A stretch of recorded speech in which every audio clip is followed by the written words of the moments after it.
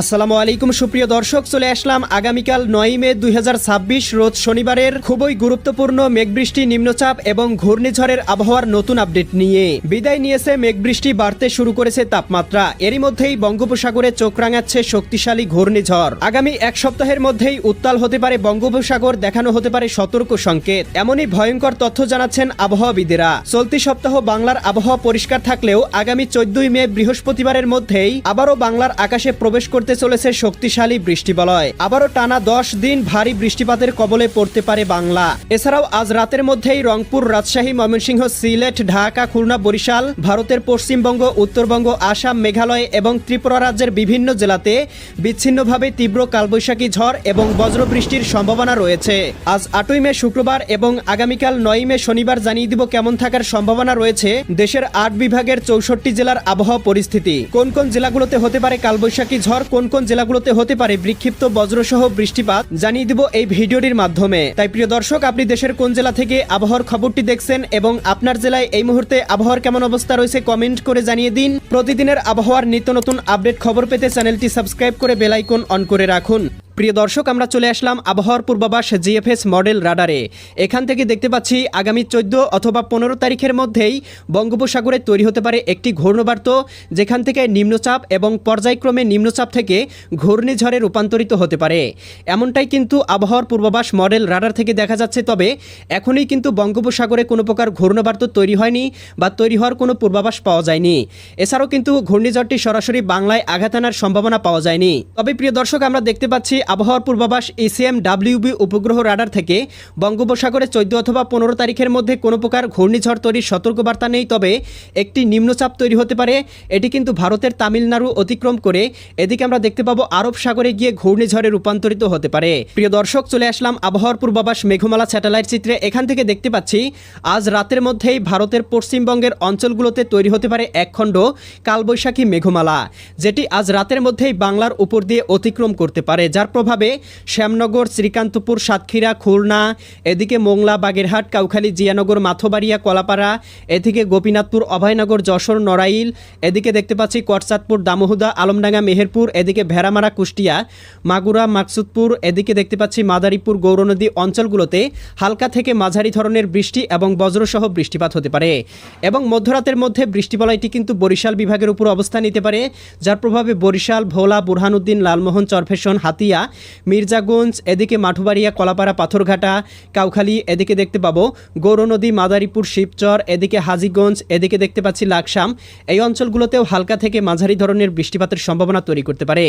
এছাড়া আগামীকাল শনিবার 9 মে সকালের মধ্যে সারা দেশের আবহাওয়া মোটামুটি পরিষ্কার। দুপুরের মধ্যে দেখতে পাবো সারা দেশের আবহাওয়া পরিষ্কার থাকবে। তবে বিকেলের মধ্যে আবারও দেখতে পাবো ভারতের পশ্চিমবঙ্গের অঞ্চলগুলোতে তৈরি হতে পারে আবারও কালবৈশাখী মেঘমালা।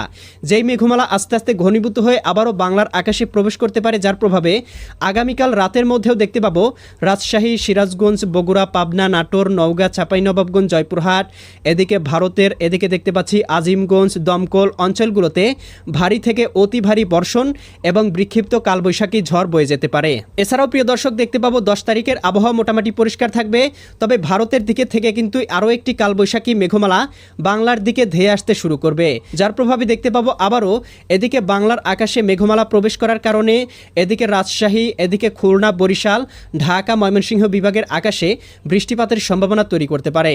ময়মনসিংহ, জামালপুর, শেরপুর, নেত্রকোনা, এদিকে রাজশাহী বিভাগে দেখতে পাচ্ছি পেতনিতলা, এদিকে রয়েছে পঞ্চবিবি, শিবগঞ্জ, আক্কেলপুর, আদমদিঘি, বগুড়া, নন্দীগ্রাম, সিংড়া, তারাস, সিরাজগঞ্জ, এদিকে ভাঙ্গুড়া, বেড়া, পাবনা, পুঠিয়া, লালপুর, মোহনপুর, এদিকে নওয়াবগঞ্জ, রাজশাহী, পুঠিয়া অঞ্চলগুলোতে হালকা থেকে মাঝারি ধরনের বৃষ্টি হতে পারে।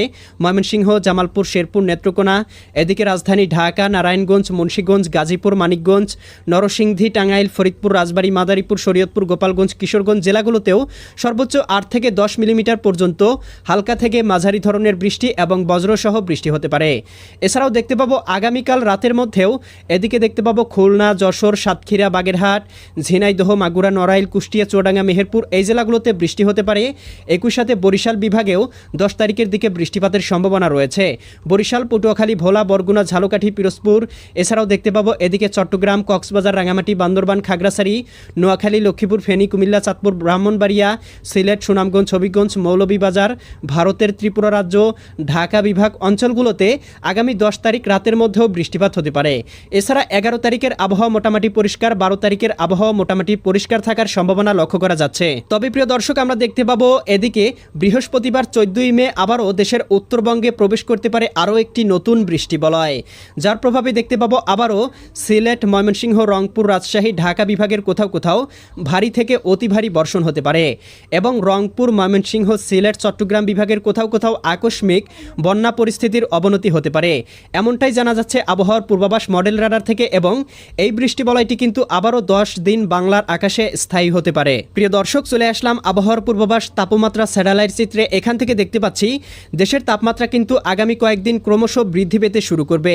আগামীকালকের মধ্যেই আমরা দেখতে পাচ্ছি রংপুর বিভাগে সর্বোচ্চ তাপমাত্রা উঠতে পারে 30 ডিগ্রি সেলসিয়াস, এদিকে ময়মনসিংহ বিভাগে 32 ডিগ্রি সেলসিয়াস, এদিকে সিলেট বিভাগে 33 ডিগ্রি, ঢাকা বিভাগে 32 ডিগ্রি, বরিশাল বিভাগে 33 ডিগ্রি সেলসিয়াস, খুলনা বিভাগে 34 ডিগ্রি সেলসিয়াস, চট্টগ্রাম বিভাগেও কোথাও কোথাও 34 ডিগ্রি সেলসিয়াস উঠে যেতে পারে। এছাড়াও ভারতের পশ্চিমবঙ্গ এবং ত্রিপুরা রাজ্যেও 30 থেকে 34 ডিগ্রি সেলসিয়াস পর্যন্ত তাপমাত্রা থাকতে পারে এবং এই তাপপ্রবাহ কিন্তু আগামী কয়েকদিনে আরও বৃদ্ধি পাওয়ার সম্ভাবনা রয়েছে।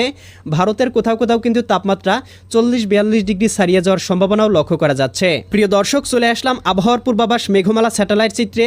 এখান থেকে দেখতে পাচ্ছি লাইভ এই মুহূর্তে রংপুর, গাইবান্ধা, কুড়িগ্রাম, নীলফামারী, লালমনিরহাট, দিনাজপুর, ঠাকুরগাঁও, পঞ্চগড় জেলাগুলোতে ভারী মেঘমালা অবস্থান করছে এবং কোথাও কোথাও আকাশটা গভীর মেঘমালায় ঢেকে রয়েছে। ভারতের উত্তরবঙ্গ, পুরুলিয়া, মালদা, ইসলামপুর, শিলিগুড়ি, দার্জিলিং, কোচবিহার, জলপাইগুড়ি, আলিপুরদুয়ার অঞ্চলগুলোতেও দেখতে পাবো আকাশ গভীর মেঘমালায় ঢেকে রয়েছে। এছাড়াও এই মুহূর্তে দেখতে পাচ্ছি রাজশাহী, সিরাজগঞ্জ, বগুড়া, পাবনা, নাটোর, নওগাঁ, চাঁপাইনবাবগঞ্জ, জয়পুরহাট জেলাগুলোর আবহাওয়া গভীর মেঘমালা রয়েছে। এছাড়া ময়মনসিংহ বিভাগে সিটিভোটা মেঘমালা লক্ষ্য করা যাচ্ছে। তবে সিলেট, ঢাকা, খুলনা, বরিশাল এই বিভাগের জেলাগুলো কিন্তু একেবারে পরিষ্কার। তবে এদিকে চট্টগ্রাম বিভাগে দেখতে পাচ্ছি চট্টগ্রাম, এদিকে রয়েছে রাজস্থলী, রওনছড়ি, সাতকানিয়া, চকরিয়া, কুতুবদিয়া, মহেশখালী, টেকনাফ অঞ্চলগুলোতেও ভারী মেঘমালা রয়েছে। 2-1টি স্থানে ইতিমধ্যেই শুরু হয়েছে বৃষ্টিপাত। এছাড়া কিন্তু আমরা ভারতের পশ্চিমবঙ্গের আকাশও আংশিক মেঘলা দেখতে পাচ্ছি। আসাম, মেঘালয় অঞ্চলগুলোর আবহাওয়া আংশিক মেঘলা লক্ষ্য করতে পারছি। এবং প্রিয় দর্শক, আস্তে আস্তে কিন্তু বঙ্গোপসাগরে ঘনীভূত হচ্ছে মেঘমালা, যেখান থেকেই তৈরি হতে পারে ঘূর্ণিঝড়, লঘুচাপ বা নিম্নচাপ। এবং প্রিয় দর্শক, নিম্নচাপ তৈরি হওয়া মাত্রই কিন্তু আপনাদেরকে লাইভ আপডেট জানিয়ে দেওয়া হবে। তাই এক্ষুনি চ্যানেলটি সাবস্ক্রাইব করে বেল আইকন অন করে রাখুন। দেখা হবে পরবর্তী নতুন ভিডিওতে। আল্লাহ হাফেজ।